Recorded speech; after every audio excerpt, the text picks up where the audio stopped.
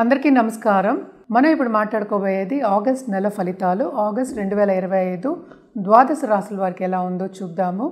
ఎప్పుడులాగే ముందు మనం మాట్లాడుకునేది గోచార రీత్యా. గోచార రీత్యానే ఈ ఫలితాలు చెప్పుకోవడం అనేది జరుగుతుందన్నమాట. సో ఏ గ్రహాలు ఏ రాశిలో ఉన్నాయో చూద్దాం. ఎప్పుడులాగే ఫస్ట్ మనం మాట్లాడుకునేది శనీశ్వరుడు గురించి. శనీశ్వరుడు అందరికీ తెలుసు, రిట్రోగ్రేషన్ మోషన్లో ఉన్నారు. ఆయన ప్రస్తుతం మీనరాశిలో ఉన్నారు. టిల్ నవంబర్ ఎండ్ వరకు ఆయన రిట్రోగ్రేషన్లో ఉన్నారు. లాస్ట్ మంత్ రిట్రోగ్రేషన్ స్టార్ట్ అయిందనమాట. దాని తర్వాత మనం మాట్లాడుకునేది శుక్రుడు గురించి. శుక్రుడు towards end of last month ఆయనేమో మిథునానికి వెళ్ళారు. 21 ఆగస్ట్ కల్లా కర్కాటకానికి దిగుతున్నారనమాట. అలాగే మనం చూసాము అంటే మిథునంలో మనకి జూపిటర్ ఉన్నారు, అంటే గురు ఉన్నారనమాట. అక్కడ గురు ఇక్కడే ఉంటున్నారు ఈ నెల అంతాను. ఆయన కంబషన్ నుంచి బయటకు వచ్చారు అండ్ ఆల్సో ఫుల్ పవర్తో ఉన్నారు. సన్ కూడా ఏంటంటే కర్కాటకానికి వచ్చేసారు. సింహానికి 17 ఆగస్ట్కి దిగుతున్నారనమాట. మెర్కురీ ఏమో ప్రస్తుతం కర్కాటకంలోనే ఉన్నారు. Towards end of this month August 30కి మనకేమో సింహానికి వస్తున్నారనమాట. సింహంలో ఏమో కేతు ఉన్నారు. అలాగే మార్స్ ఏమో మనకి ప్రస్తుతం కన్యలో ఉన్నారు. 28 జూలైకి దిగారనమాట. ఈ నెల అంతా ఇందులోనే ఉంటున్నారు. రాహు ఏమో కుంభంలో ఉన్నారు. ఇప్పుడు అన్నీ మనం చూసాం కదా. ఈ గోచార రీత్యానే మనం చెప్పుకోవాల్సి వస్తుంది. అంటే ఏంటంటే ద్వాదశ రాశి వాళ్ళకి ఫలితాలు ఎలా ఉన్నాయో చెప్పుకోవాల్సి వస్తుంది. ఇవన్నీ చూస్తే ఏంటంటే ఈ 9 గ్రహాలు మనం మాట్లాడుకునేది 8 గ్రహాలు. మూనేమో యాక్చువల్గా 2 రోజులకు ఒకసారి మారుతూ ఉంటారు, అంటే ఒక నక్షత్రంలో మారుతూ ఉంటారనమాట. సో ఒక రాశి మనం చెప్పినప్పటికీ 3 రోజులు 4 రోజులు కూడా అవ్వచ్చు. సో మనం ఎక్కువ మూన్ గురించి మనం ఎక్కువ మాట్లాడట్లేదు, అంటే చంద్రుడి గురించి. కానీ ఇవన్నీ చూసినప్పటికీ ఏంటంటే అన్ని రాసుల వారికి మిశ్రమ ఫలితాలే ఎక్కువ ఘోషిస్తున్నాయని చెప్పవలసి వస్తుందన్నమాట. ఎందుకంటే అంత మంచి పరిస్థితి లేదంటే శని రిట్రోగ్రేషన్ ఒకటి, అలాగే ఏంటంటే మెర్కురీ ఏమో కంబషన్ కూడా అవుతోంది. ఆయన ఆగస్ట్ 9th కంబషన్ నుంచి బయటకు వస్తున్నారనమాట. సో ఆగస్ట్ 11th రిట్రోగ్రేషన్ నుంచి బయటకు వస్తున్నారు.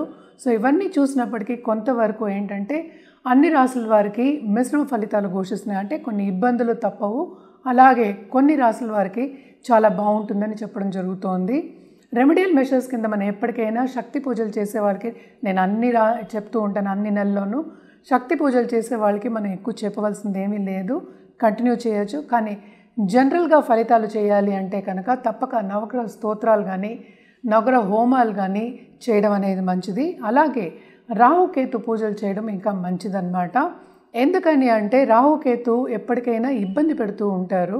సో తప్పక చేయడం మంచిది. అంటే ఏంటి, పూర్వీకులకు చేసినట్టు కూడా ఉంటుంది కనుక తప్పక రాహుకేతు పూజలు, శాంతి పూజలు చేయడం అనేది చాలా మంచిది. అలాగే చాలామంది పిల్లల గురించి ఇబ్బంది పడుతూ ఉంటారు, వాళ్ళందరికీ కూడా చాలా బాగుంటుంది.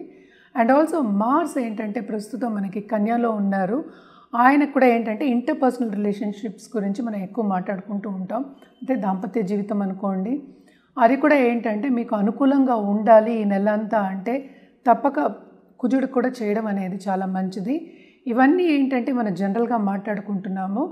కానీ మీకు జాతక రీత్యా చెప్పినప్పుడు ఒక ఫలితం చెప్పినప్పుడు, లేకపోతే ఒక రెమెడియల్ మెషర్ చెప్పినప్పుడు, లేకపోతే ఒక జాతిరత్నం కానీ ఒక హోమం చేయాలి అన్నప్పుడు, అంటే ఏంటి రెమెడియల్ మెషర్స్ చేయాలి అన్నప్పుడు తప్పక జాతక రీత్యా చేయడం అనేది ఎప్పటికైనా మంచిది. అలా చేస్తేనే ఏంటంటే బాగుంటుంది. ఇప్పుడు మనం మాట్లాడేది రాశివారీగా మాట్లాడుతున్నాము.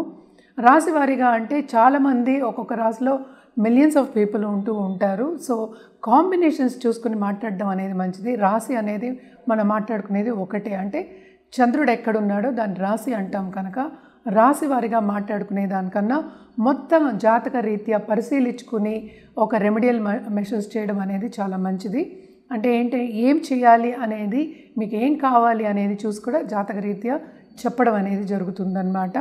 అంటే ఏంటి, ఫలితాలు మీకు బాగుండాలి అంటే ఎప్పటికైనా జాతకం పరిశీలించి చేయించుకోవడం అనేది మంచిదన్నమాట. ఇప్పుడు మనం మాట్లాడుకోబోయేది కర్కాటక రాశి వాళ్ళ గురించి.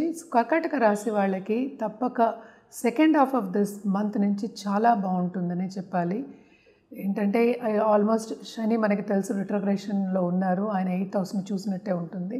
కొన్ని ఇబ్బందులు ఉన్నప్పటికీ సన్ అంటే సెకండ్ లార్డ్ కూడానే ఉంటున్నారు కనుక తప్పక ఏంటంటే చాలా బాగుంటుంది. ఇంకా second half of this month ఇంకా బాగుంటుంది. ఎందుకంటే సన్ ఏమో 17th మనకి సెకండ్ హౌస్కి అంటే సింహానికి దిగుతున్నారు. సో రాబడి అనేది కొంతవరకు బాగుంటుంది, వాళ్ళు చేసే పనిలో ఆపర్చునిటీస్ వచ్చే ఛాన్సెస్ ఎక్కువ కనిపిస్తున్నాయి. కానీ కుటుంబ రీత్యా అటు తండ్రికి కానీ తల్లికి కానీ లేకపోతే any elders in the family కొంతవరకు హెల్త్ ప్రాబ్లమ్స్ వచ్చే ఛాన్సెస్ మనకి ఎక్కువ కనిపిస్తున్నాయి అన్నమాట. కూడానే మనం చూసాము అంటే ఈ రాశిలోనే మనం మెర్కురీ ఉన్నారు, అంటే 12th Lord ఉన్నారు. సో తప్పక ఖర్చులు అనేవి చాలా చాలా అధికం. అంటే 12th లో కూడా జూపిటర్ ఉన్నారు, గురువు ఉన్నారు కనుక ఖర్చులు విపరీతమైన ఖర్చులు అవుతాయి అన్నమాట. సో జాగ్రత్తగా ఉండడం మంచిది. అదొకటి కాకుండా ఫైనాన్షియల్ ప్లానింగ్ చేసుకోవడం అనేది ఇంకా మంచిదన్నమాట. ఎందుకంటే సేవింగ్స్ అనేది ఉండదు. మనం సేవ్ చేసుకుందాం అనుకున్నప్పటికీ ఏదో ఒక ఖర్చు అనేది మనకి కనిపిస్తూ ఉంటుంది ఈ నెలంతాను.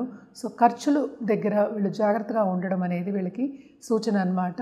అలాగే ఏంటంటే మనం చూసామంటే 2nd కేతు ఉన్నారు కనుక తప్పక ఈ ఖర్చులు అధికం ఉన్నప్పటికీను లాంగ్ టర్మ్ ఇన్వెస్ట్మెంట్స్ గురించి ఆలోచించి, అంటే లాంగ్ టర్మ్ ఇన్వెస్ట్మెంట్ అంటే ఏదో ఒక ఖరీదైన వస్తువు కొనుక్కోవడం కానీ, లేకపోతే మనం ఒక ఇన్వెస్ట్మెంట్ చేయడం కానీ, అంటే స్టాక్ మార్కెట్లో ఇన్వెస్ట్ చేయొచ్చు, ఎనీ ఫైనాన్షియల్ ఇన్స్ట్రుమెంట్స్లో చేయొచ్చు. సో ఇన్వెస్ట్మెంట్ చేసుకోవడం కానీ మంచిదన్నమాట. ఎలాగో ఖర్చు అయ్యేప్పటికీ ఇదైతే లాంగ్ టర్మ్గా ఉంటుంది కనుక మీకు ఎప్పటికైనా సత్ఫలితాలు అనేది ఇస్తుంది కనుక తప్పక ఇన్వెస్ట్మెంట్ రంగం మీద కొంచెం ధ్యాస పెట్టండి అని చెప్పడం జరుగుతుంది. అదొకటి కాకుండా లోన్స్ ఎవరికైనా ఇచ్చుంటే కనుక తప్పక లోన్స్ తిరిగి రావడం ఈ నెల అనేది కొంచెం కష్టం. 2nd కేతు ఉన్నారు కనుక తప్పక స్టాక్ ట్రేడింగ్లో, ఎనీ ట్రేడింగ్లో ఉన్నవాళ్ళు, కమిషన్ బిజినెస్లో ఉన్నవాళ్ళు వాళ్ళందరికీ సడన్గా డబ్బు వచ్చే సూచనలు మనకి కనిపిస్తున్నాయి అన్నమాట. అండ్ ఆల్సో మనం చూసామంటే కేతు 2ndలో ఉన్నప్పటికీ ఆయన కొంత కుటుంబ రీత్యా ఇబ్బంది పెట్టే ఛాన్సెస్ మనకి కనిపిస్తున్నాయి, ఎస్పెషలీ పిల్లల విషయంలో. సో కొంచెం జాగ్రత్త పడడం మంచిది. ఎందుకంటే పిల్లలు చెప్పిన మాట వినే పరిస్థితి అనేది కొంచెం తక్కువ కనిపిస్తోంది. సో జాగ్రత్తగా ఫ్రెండ్లీగా వాళ్ళతో మసులుకుని జాగ్రత్తగా ఉండడం అనేది ఈ నెల వీళ్ళకి సూచన అన్నమాట. అదొకటి కాకుండాను హెల్త్ రీత్యా, మీ హెల్త్ రీత్యా కూడా హెల్త్ని కాపాడుకోవడం very very important. So health రీత్యా కూడా మీరు ఏదైనా కొంచెం నలత వచ్చినా కూడా డాక్టర్ని సంప్రదించడం మంచిది. అలాగే వీళ్ళకి స్పిరిచువాలిటీ అనేది ఇంక్రీజ్ అవుతుంది, ధార్మిక కార్యక్రమాల్లో ఎక్కువ పాల్గొనడం అనేది జరుగుతుంది, దాని మీద ఖర్చు పెట్టడం అనేది జరుగుతుంది. అలాగే మనం చూసాము అంటే కేతు తప్పక సీక్రెట్ సబ్జెక్ట్, అంటే గుప్త సబ్జెక్ట్ మీద ఎక్కువ ఇంట్రెస్ట్ చూపిస్తుంది. సో డైవర్షన్ చేసుకుని తప్పక ఏంటంటే మీరు సబ్జెక్ట్స్ నేర్చుకోవడం అనేది జరుగుతుంది హాబీలాగా, అండ్ దాంట్లోనే ముందుకెళ్ళడం అనేది జరుగుతుంది. మనకి సన్ 2nd హౌస్కి వచ్చిన తర్వాత, అంటే మనకి 17th తర్వాత తప్పక డబ్బు రీత్యా బాగానే ఉంటుంది, సేవింగ్ రీత్యా కొంతవరకు బాగుంటుంది. మనం ఎప్పుడు మాట్లాడేది ఇన్ కంపారిజనే. అదొకటి కాకుండా గవర్నమెంట్లో ఉన్న వాళ్ళ వ్యక్తులతో సంబంధాలు ఏర్పడి గవర్నమెంట్ రీత్యా పని చేయించుకోవాలి అంటే తప్పక పని చేయించుకోవడం అనేది జరుగుతుందన్నమాట. అదొకటి కాకుండాను ఎక్కువ ఏంటంటే స్పిరిచువాలిటీ మీద, నేను ఇందాక చెప్పినట్టు స్పిరిచువాలిటీ మీద వాళ్ళకి మక్కువ చూపించి ఆ సబ్జెక్ట్ మీద ఎక్కువ మక్కువ చూపించి ముందుకెళ్ళడం అనేది జరుగుతుంది, అది టీచ్ చేయడం కూడా జరుగుతుందన్నమాట. ఇదంతా కాకుండాను మిశ్రమ ఫలితాలు మనం చెప్పినప్పటికీను వీళ్ళకి కొంతవరకు, అంటే కర్కాటక రాశి వాళ్ళకి కొంతవరకు సేవింగ్స్ అనేది వచ్చే ఛాన్సెస్ ఎక్కువ ఉన్నాయి. అలాగే స్టేటస్ ఇంప్రూవ్ అయ్యే ఛాన్సెస్ ఎక్కువ కనిపిస్తున్నాయి. తప్పక వీళ్ళకి బాధ్యతలు ఏంటంటే ఇదివరకు కన్నా చాలా ఎక్కువ అవుతాయి. అది కుటుంబ బాధ్యతలు అవ్వచ్చు, లేకపోతే మనం చేసే పనిలో కూడా బాధ్యతలు అవ్వచ్చు. సో తప్పక దాని మీద సతమతం అయ్యి కొంచెం యాంగ్జైటీ గురయ్యే, ప్రెషర్ గురయ్యే ఛాన్సెస్ ఉన్నాయి. సో తప్పక వీళ్ళు పరిహారాలు చేయడం అనేది వెరీ ఇంపార్టెంట్. అండ్ ఆల్సో ఏం చేయాలి పరిహారాలు అంటే సోమవారం తప్పక వీళ్ళు శివుణ్ణి ఆలయాన్ని దర్శించుకోవడం, శివుణ్ణి దర్శించుకోవడం very very important.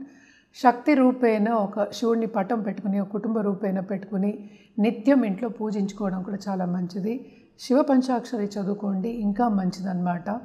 And also మనం చూసాము అంటే మార్స్ కూడా 3వ ఇంట్లో ఉన్నాడు కనుక, 3వ ఇంట్లో ఉన్నాడు, చాలా ఇబ్బంది పడే ఛాన్సెస్ కూడా మనకి కనిపిస్తున్నాయి. అగ్రెసివ్ నేచర్ కూడా ఎక్కువ అయ్యే ఛాన్సెస్ ఉన్నాయి కనుక తప్పక మెడిటేషన్ చేసుకోవడం, ఏదైనా ఒక జపం చేసుకోవడం వీళ్ళకి మంచిది అని చెప్పడం జరుగుతోంది. ఇదేంటంటే లాంగ్ టర్మ్గా వీళ్ళని కాపాడుతుందన్నమాట.